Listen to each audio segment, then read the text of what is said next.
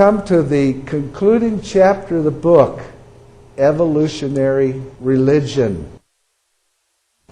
The thing I want to point out first is, why do most people believe in the theory of evolution?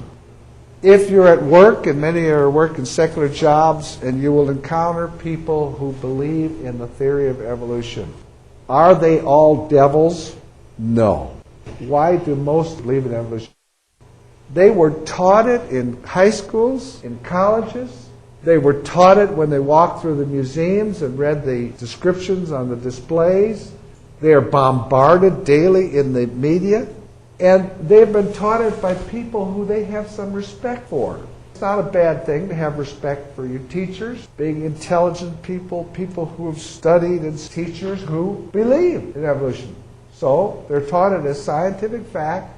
They've not been taught it as a theory, in many cases, or as just one option. They've been taught it as fact. In other words, they don't say, according to evolutionists, the Earth is 4.5 billion years ago. They'll have, the Earth is 4.5 billion years ago, as if it was a fact. And I think it's important for us to realize why they believe it, most of them, because they've been taught it. They need to hear a different view. They've even heard it in their churches. Most denominations as a whole believe in either gap theory or day-age theory or something like that. Where do they get it? They've been taught it. Taught it in their churches. Taught in their Bible schools. So theologians bent their interpretation. Universities, publishing houses, periodicals. Try to get a letter to the editor. I have written them. I have written newspaper. Never have I gotten a word published. I'm not saying some don't, but lots of times they will not print something that is contrary to what their university teaches or what their magazine promotes, and they're controlled. Some universities, you can't have an influential position, a biological, quote, biological science, if you are a creationist. That's unfortunate. The average person has not heard what you have heard in this class, what you have read. 99.99% of all I know, I've learned from others or from what I've read. Front of my book, I give credit to people that I've learned from, that I've read from, I reference. So I'm not saying, hey, now you've heard it from me, the great source. I'm not trying to give you that information at all. I've learned from others. But many people, they've never heard that evolution is not scientific. They've never heard that it contradicts known scientific laws. So they continue to believe it. And as I mentioned, the museums and the media present the evolutionary viewpoint. There is no wonder why the average person believes in evolution rather than biblical truth. I say this, they need to hear it from somebody like you. Is evolution a religion? Both creation and evolution are religious views. Why isn't evolution a science? It's not observable, repeatable, verifiable, or subject to experimentation. Why isn't creation a science? It's not observable, repeatable, verifiable, or subject to experimentation. That doesn't mean creation is not correct because it's not scientific. Both religious views. How do we understand that the worlds were framed by the Word of God? Hebrews 11, verse 3. Through what? Through faith we understand the worlds were framed by the Word of God, so that things which are seen were not made of things which do appear. We believe that. It's through faith we understand it. I'm glad God has given me the faith to believe it.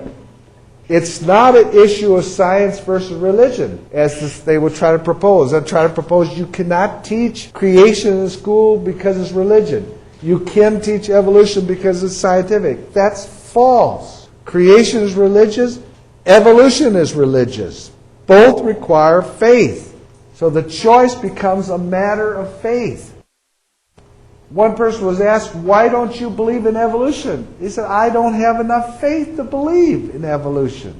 It takes a whole lot more faith to believe in evolution, because if you believe in evolution, you have faith to believe in something that contradicts the law of biogenesis, contradicts the law of kinds, contradicts the laws of thermodynamics, contradicts mathematical probabilities, contradicts what we observe in the fossil record. It takes a whole lot more faith. I mean, it takes a tremendous amount of faith to believe that 15 billion years ago, a kernel of energy exploded to form an orderly universe, which condensed finally to an Earth, which then some of the particles combined to form one-cell animals, which finally formed fish, and then amphibians, and then reptiles, and then mammals, and then us. That's such a fairy tale. That takes a whole lot of faith, far more faith than I have got. So it is a religion.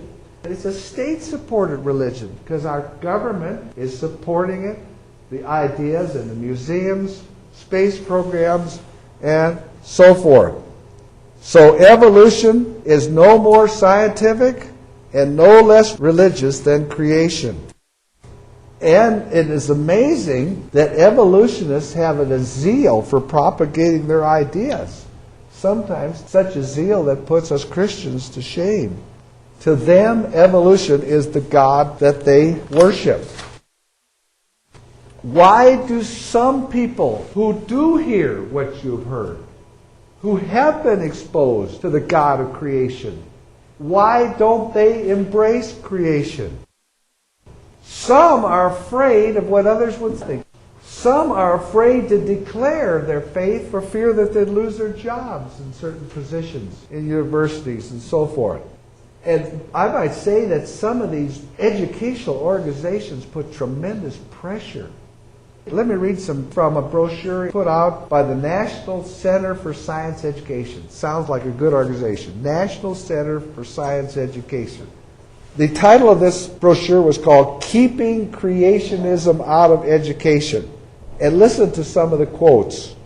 When colleagues make it clear to a creationist teacher that his or her behavior is viewed unfavorably by colleagues, this peer pressure is often sufficient to discourage it. So young teachers are told, hey, what you're teaching, if you believe in creation, it's not viewed favorably and you better not teach it.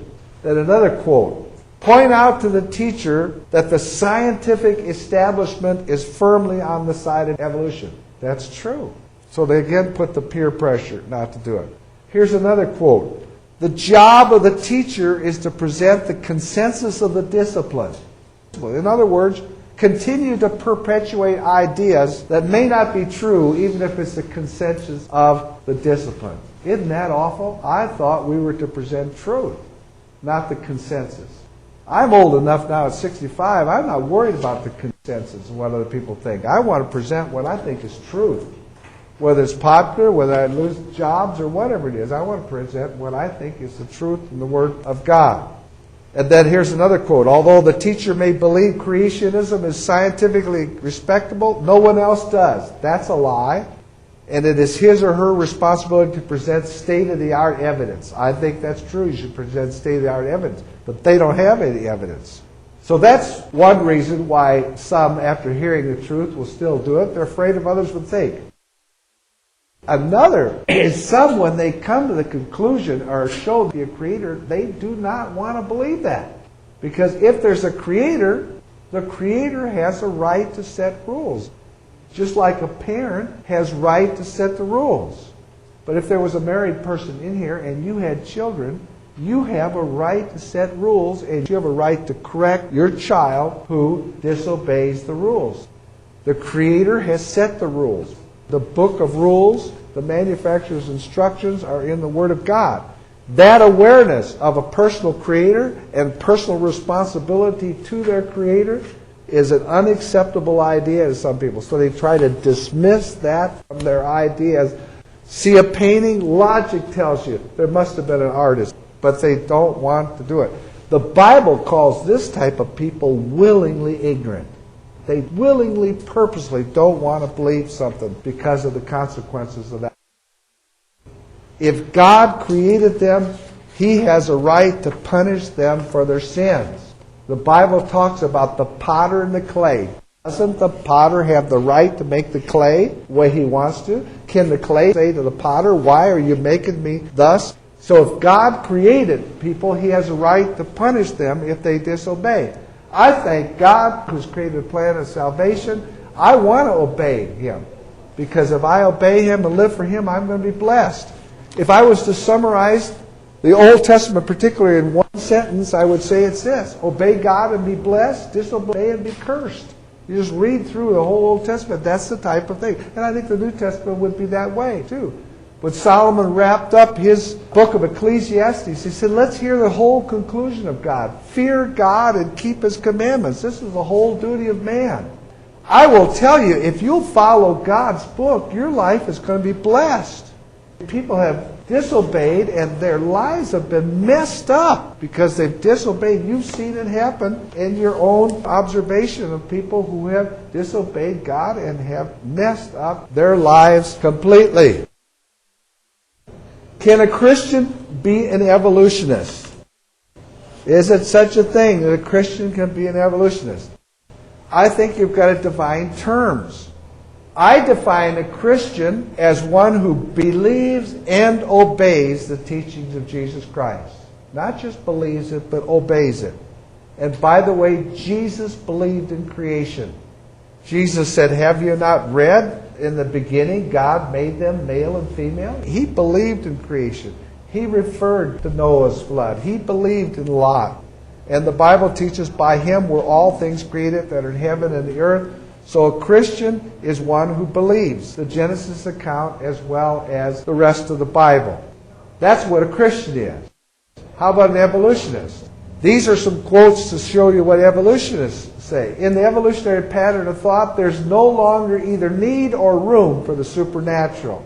The earth was not created, it evolved. Is that a Christian viewpoint? Diametrically opposed to the Christian viewpoint.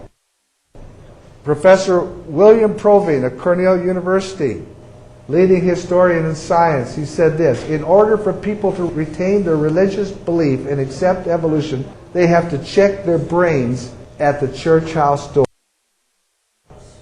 Here's another quote. Richard Dawkins, he says this: in Darwin's view, the whole point of the theory of evolution by natural selection was that it provided a non-miraculous account of the existence of complex adaptations.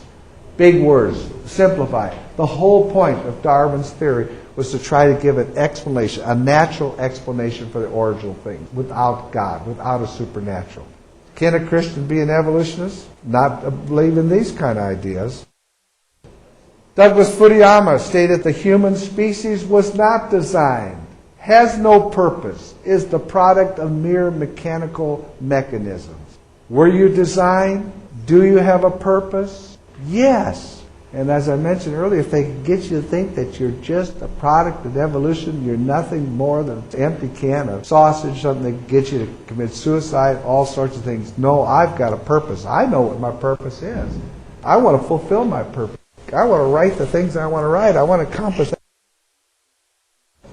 So an evolutionist does not believe in special creation, but explains origins by natural means only. A Christian cannot be an evolutionist unless he just either doesn't understand what Jesus taught or what evolution. If a Christian is an evolutionist, like I said, they don't know what Jesus really taught. They don't know what the Bible really teaches. They don't even really know what evolution really is and what it teaches. But here's something I'm so happy about. Evolutionists can become a Christian. Dr. Gary Parker used to teach the Archaeopteryx was an evidence of evolution. I have other testimonies of college professors who have either attended a seminar, read a book, or had a student ask them questions that caused them to think, that are now believers in creation, and many of them have become believers in Jesus Christ through the medium of